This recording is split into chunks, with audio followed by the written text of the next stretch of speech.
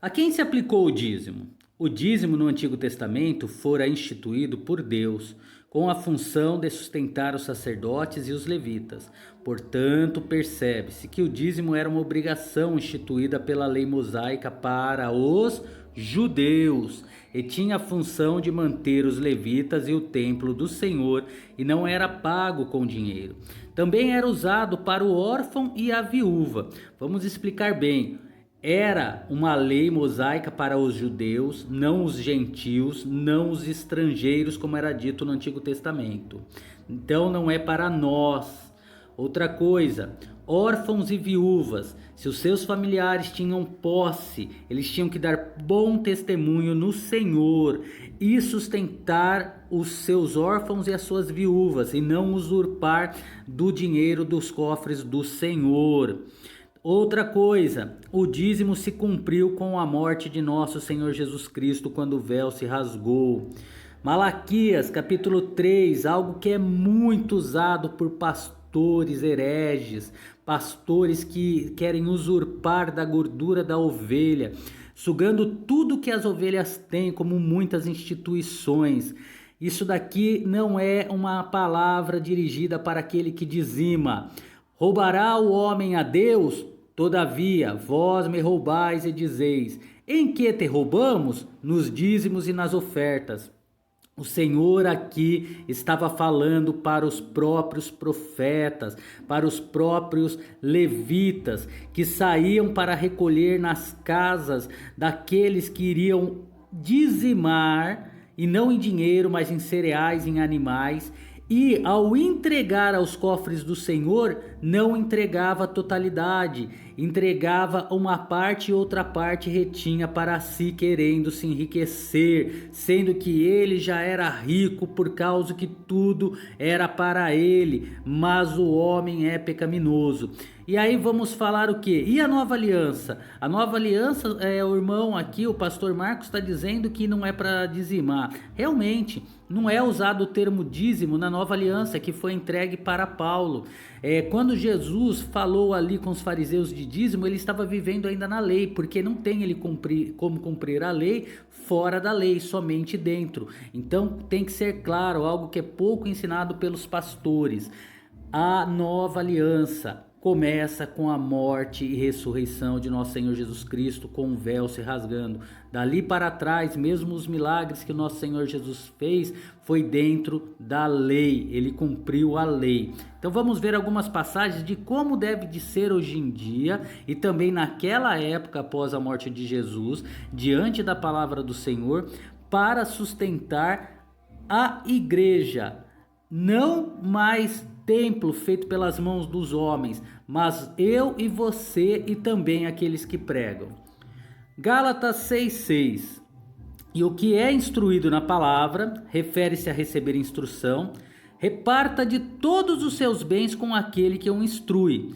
Não tornemos a carga do mestre, chamado por Deus, mais pesada ao colocar qualquer tipo de impedimento no seu caminho.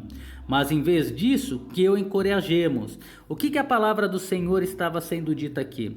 Que os profetas iam de porta em porta, não é como hoje em dia que tem carro, moto, ônibus, avião, helicóptero, mas muitas das vezes a pé, iam com mulas, iam com cavalos, um pouco mais difícil porque pertenciam mais aos romanos, e pregavam o evangelho. Aquele que estava ouvindo o evangelho deveria de acomodar os profetas, os discípulos, os apóstolos, os homens que levavam o evangelho em seus lares, oferecendo comida, água, oferecendo banho, oferecendo até roupas para eles seguirem o seu caminho, pregando o evangelho e dando comida para eles irem até outras terras ali pregar o evangelho. Nos dias de hoje é um pouco diferente. Nós devemos ofertar como está Deus colocando no nosso coração, não sendo obrigado e muito menos dizimar, por causa que o dízimo já se cumpriu. Vamos ver outra passagem? 1 Coríntios 9,14.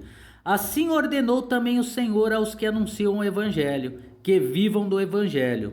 Obviamente, a ideia é que Os que ministram as questões espirituais devem ser sustentados financeiramente por aqueles a quem eles ministram.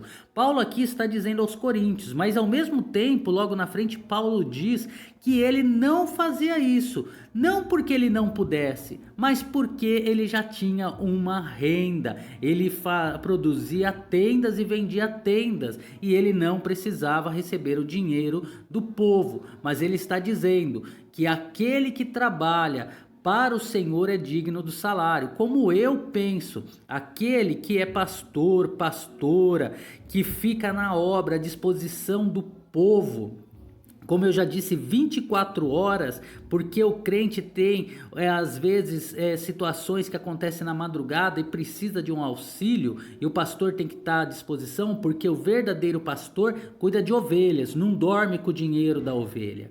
Então esse é digno de salário. Mas aquele que trabalha durante o dia e à noite prega o evangelho, não, esse não precisa de salário. No máximo de uma ajuda para combustível. Fora isso, não necessita de salário porque ele já recebe. Outra passagem. 1 Timóteo 5,18. Porque diz a Escritura, também está lá em Deuteronômio 25,4. Ligarás a boca ao boi que debulha e digno é o obreiro do seu salário. O que Deus está dizendo aqui? Lá em 1 Coríntios 9,9, Levíticos 19,13, Deuteronômio 24,14, Paulo argumentou com base nessa passagem o direito que tinha um ministro de ser mantido por aqueles a quem ele ministrava. Então, aqui é comparado o quê? Vamos voltar aqui, ó.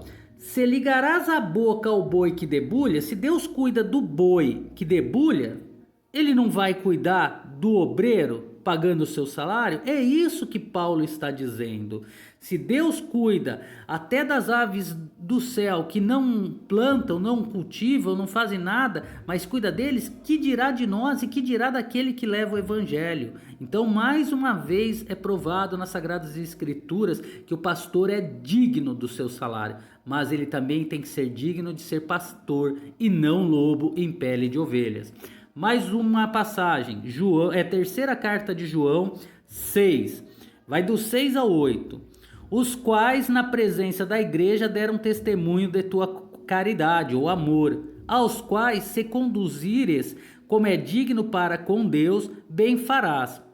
Se conduzires, como usado aqui, refere-se a ajudar na manutenção e nas despesas dos pregadores visitantes, é aquilo que eu já havia dito. Porque pelo seu nome saíram. Esses pregadores haviam saído por amor ao nome de Jesus. Nada tomando dos gentios, veja bem, nada tomando dos gentios. Os gentios, que somos nós, nem dava dinheiro. Eram os próprios judeus que faziam isso. Isso se refere ao território virgem quanto ao evangelho, ou seja, lugares diferentes nos quais a igreja eram estabelecidas. Na implantação dessas igrejas, eles não pediam dinheiro aos novos convertidos gentios. Portanto, aos tais devemos receber. Ser de ajuda a esses pregadores, tanto com oração quanto financeiramente, para que sejamos cooperadores da verdade.